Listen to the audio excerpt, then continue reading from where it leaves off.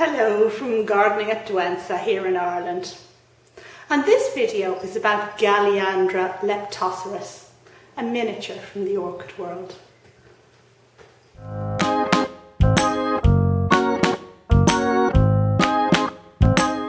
Well, I bought this particular plant not very long ago, and I'm going to put a link up above to the video where I did the unboxing that included this little one.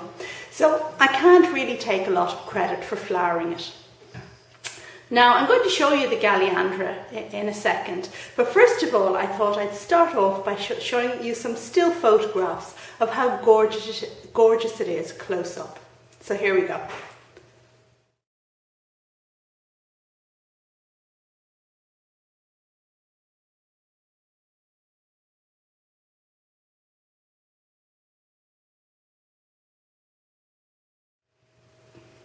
Okay, so there it was, and I'm sure you're thinking, pretty nice, huh?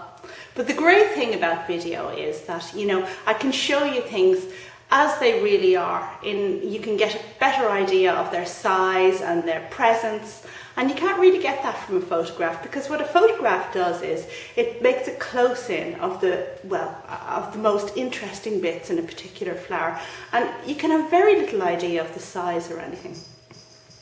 Anyway, here's the Galeandra. There we go. And as you can see, it is very much a miniature. And I just have a little close up there of the flowers. I'm not sure if that's in focus or not, but they are quite sweet really, with the little pixie hair there at the top. It's like a little pixie hat, and the lip has a bit of detail. First of all, the buds or the spike of the Galeandra doesn't come from the base. I was expecting the bud to come from there. Instead, it comes from the top of the growth, let's say. So at the very top.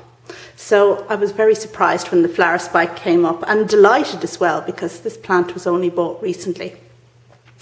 And then the flower began to develop, and as it began to develop, it looked very much like a dendrobium flower, because you can see that the flowers have these spurs out the back. You see? They look a bit like a horn, maybe something you might find up the Alps in Switzerland. Somebody in lederhosen might be blowing on it. So they were quite interesting as they opened, as they began to kind of mature. And then the buds formed a kind of see-through ball. And at that stage I got a bit worried that perhaps there wasn't going to be much colour to this plant at all. And they opened fully, and yes, there isn't a whole lot of colour to this particular one anyway.